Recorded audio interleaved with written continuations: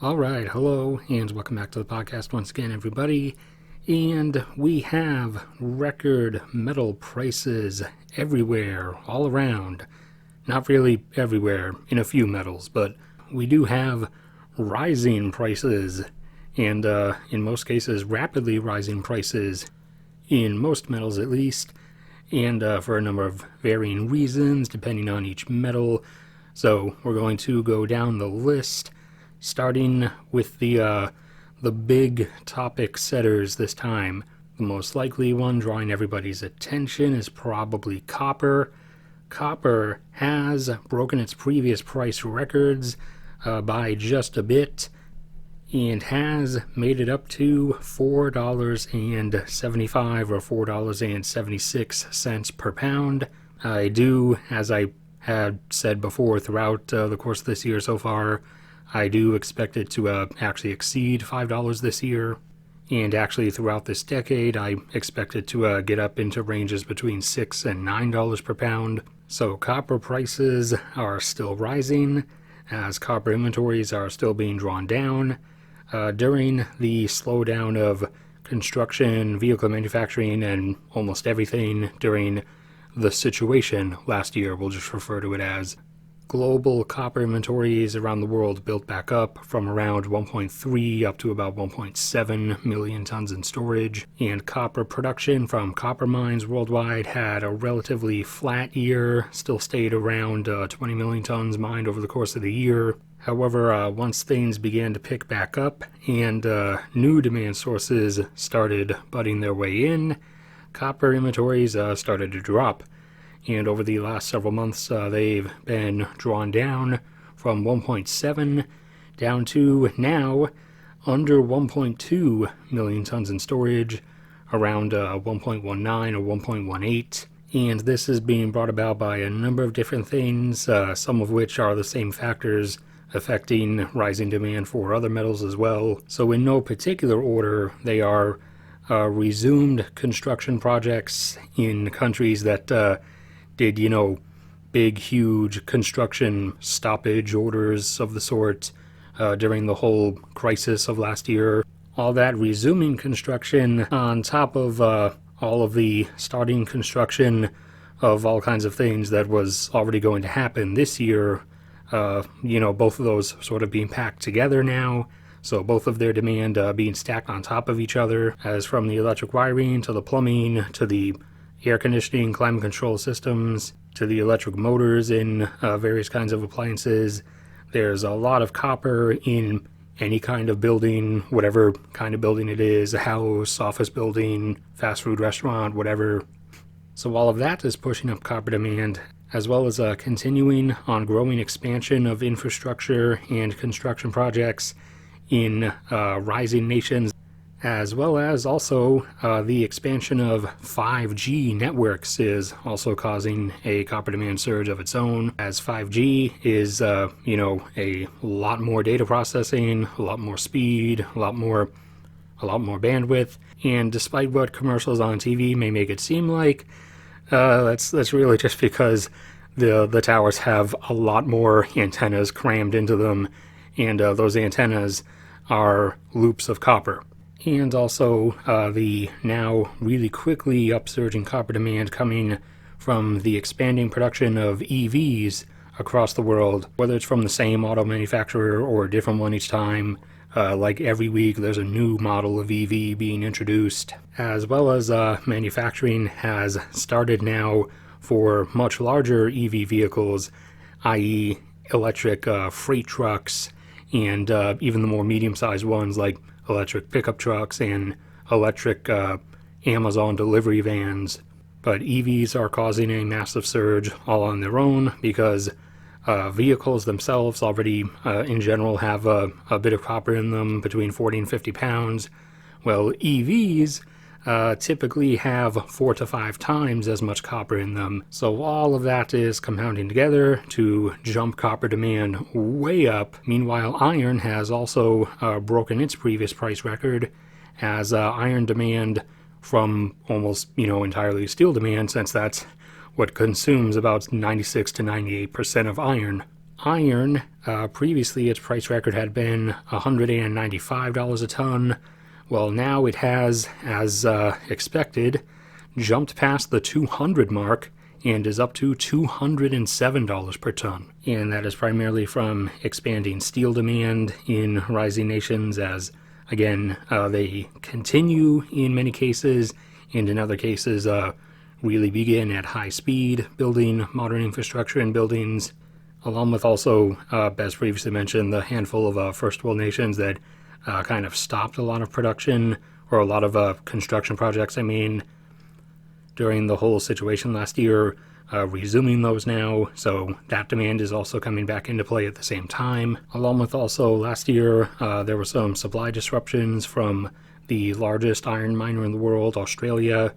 They had some disruptions from some tropical cyclones that struck the mining regions, and also a factor for both iron and aluminum supply, curtailed production from mines in China, as China is trying to reduce its greenhouse gas emissions, and initially they did that by prohibiting coal furnaces, coal heating furnaces from burning in the winter. However, during the two harsh winters they had back in, I believe, 2017 and 2018, it was, that caused a lot of people to freeze to death in their homes.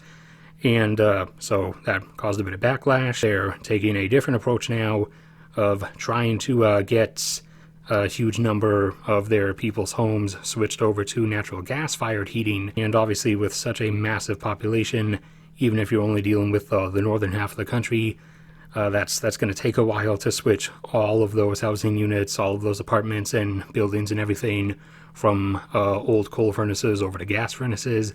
So in the meantime, they're letting people in buildings that still have old coal-fired furnaces use those, and instead they're temporarily making up for those emission cuts by curtailing mining activities, particularly in the largest, most enormous mining sectors, which are iron and aluminum. So China's mining restrictions have also been a factor for both iron and aluminum as well, with aluminum prices not breaking any records, but they have been rising rather quickly over the past couple months from their usual range that for the past number of years they kind of always hung out at, around $2,000 a ton, up to now over $2,500 a ton. And they may very likely be heading up towards $3,000. I'm not really sure, though, about them going that far past that. Their highest price in recent history was up in the 3,000s, though several decades back, when you adjust for inflation, they technically had been up around 5,000 or 5,500, I believe. And aluminum prices have been rising as aluminum demand has been increasing, obviously, from resumed vehicle manufacturing, and also expanding infrastructure development in rising nations, primarily from their power sectors. As not many people may know, but while the wiring inside of appliances and inside the walls in your house and in buildings is copper, power transmission lines are actually aluminum wire. And also just the expansion of general construction in rising nations, along with resuming construction in first world nations, as a decent bit of aluminum is also just used in structures and buildings, especially in ventilation systems and ductwork. And also now that all these new EVs are suddenly being made in massive numbers this year, that's also creating a new surge of aluminum demand, as a lot of their structure, just like a regular car, is still made of aluminum. The surging steel demand is also the reason for high zinc prices right now. Even though zinc inventories are kind of stable, zinc demand is still rising fast, as about half of all zinc consumption is for galvanizing steel used in infrastructure. So as steel demand rises quickly, zinc demand usually rises with it, and it has been. And zinc prices, for the first time in a while, have exceeded $3,000 per ton. And I'm not entirely sure how high they might get. I wouldn't really be surprised if they made it up to $3,500. Beyond that, I'm not too certain about higher. Over in the precious metals, palladium was our one other record setter. Palladium briefly exceeded $3,000 per ounce, and since then, though, fell back down into the 2900s, but that was the highest palladium has ever been, and palladium is one of the platinum group metals, at least the primary ones that humanity consumes in huge amounts, alongside platinum and rhodium. Rhodium recently, not within the purview of this video, several months back, but rhodium during that time did almost hit $30,000 an ounce. Meanwhile, platinum, as of the moment, is on its way up, also a bit more gradually. It's been, over the months, making its way up from 800s into 900s, over 1,000, into 1100s, just touching up on the 1200s, and now halfway up into the 1250s per ounce. It's not a record for platinum, though. Platinum's highest price, I believe, was around 1800 or so. But the platinum group metals have all been rising, and palladium and rhodium setting records, as platinum group metal demand has been really surging in recent years. And that has primarily been from rising vehicle emission standards, more stringent standards in many nations one by one. Some nations like the US, different parts of the nation implementing them. And most recently, the biggest add-on was China implementing these same standards now. And so obviously vehicle emissions are reduced by its catalytic converter. And if you want to restrict them much further, then you need a more thorough catalytic converter, which means you need more platinum group metals, the catalysts in your catalytic converter, and so that's loosely doubled the amount or so. And for basic comparison, a vehicle from a couple decades back, on average, would have about 3 grams of platinum group metals in its catalytic converter. A new vehicle, at least one built in or built for sale in any of these countries or regions now, has about 7 grams of platinum group metals in its catalytic converter. That's compounded by the fact that platinum group metal output from platinum group metal mines around the world, aka basically just South Africa, because it all just comes from South Africa. Specific video about that linked below for anyone who wants to learn the details of the South Africa problem, as I referred to it. Yeah, platinum group metal output from mines has been basically flat for over a decade. Meanwhile, demand has just been marching higher and higher. And to top that all off, platinum group metal demand is also expanding from a new market that is just beginning, and that is the hydrogen economy route that some nations and some groups want to go down. And whether for the production facilities making hydrogen itself to be burned as a fuel, or whether the fuel cells utilizing hydrogen for electric power in hydrogen fuel cell vehicles, the processes require platinum group metal catalysts. And silver demand has also been cranking up recently, rather quickly, and that primarily being from the rapid expansion of solar panel manufacturing in line with many large-scale renewable energy installations that are on schedule to begin construction later this year and next year. So silver demand is upsurging and is kind of just going to stay there because there's many more such projects underway, and numerous new sources of silver demand about to expand as well. But for now, the primary source of rapidly expanding silver demand is solar panel manufacturing, and silver prices, which for the last number of years had been hanging out in the lower teens, have been on their way up and up, as I was expecting this decade. Granted, I'm expecting them to go quite a decent bit higher than this, but they were making it up into the 20s. They got up to about $30 per ounce back last year, fell back down, and now they're on their way up again, though, and are up at about $27.50 per ounce, with their all-time record being up around, I believe, $42 or $44 per ounce. in this decade, along with other things that I laid out in my 2020s decade ahead video. I expect silver this decade, as things roll on, to definitely exceed that and be going up over 50 and getting up more towards around 60, 70, even $80 an ounce. And the last two, at least that we're going to talk about this time, nickel and tin. Nickel demand has been re-expanding because of resumed construction and thus demand from steel, and also expanding demand from steel demand for construction and infrastructure in rising nations. And also now with the electric vehicle boom, nickel demand is surging because a lot of nickel is needed for those EV batteries. So nickel prices had been rising and they got up to almost $20,000 a ton.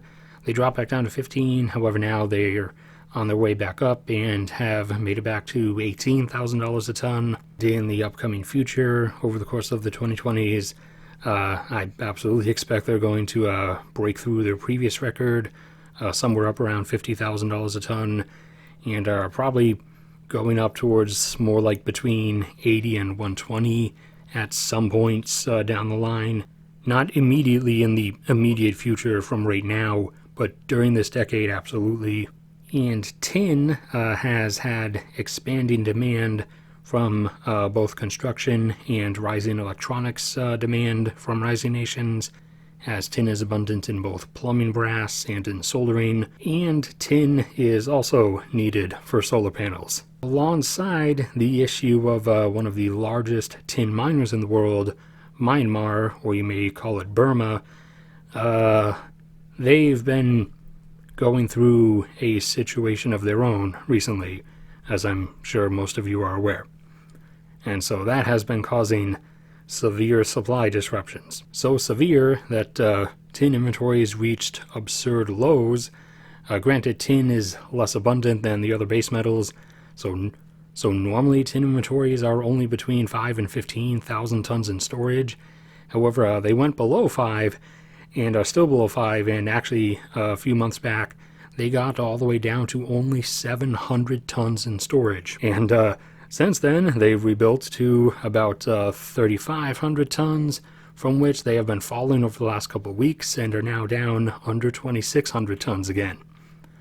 And so in response to this scenario, tin had climbed up out of the mid-teen thousands, up through the 20s, almost up to 30.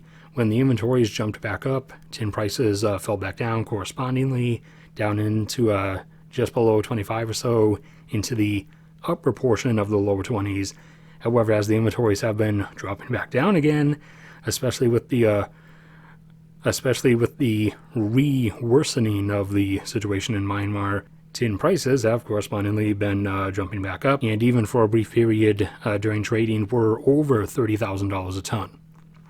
Okay, that is finally it for this one, and my voice is tired, so I'm done here. Thank you everybody for sticking around and listening. Like if you enjoyed, subscribe if you haven't already. Only if you actually can do so reasonably, and you want to support me. PayPal and Patreon links are both down in the description below and in the top pinned comment. But no matter what happens to me, may God bless and protect you all, and guide all to salvation, and I will see you all around next time.